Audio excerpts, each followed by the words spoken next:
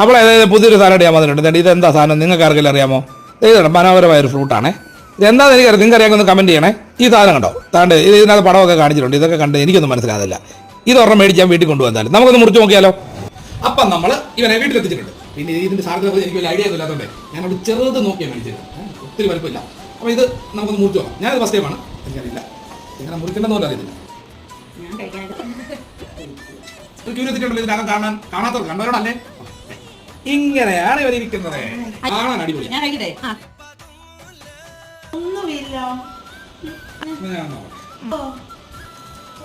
പടവലങ്ങാടൊക്കെ ഗുരു കഴിച്ചിരിക്കുന്നവർ ഒന്ന് പറയാമോ? ഇത് നമ്മുടെ സാധാരണ ടൈൽസിന്റെ ഒരു പീസില്ലേ,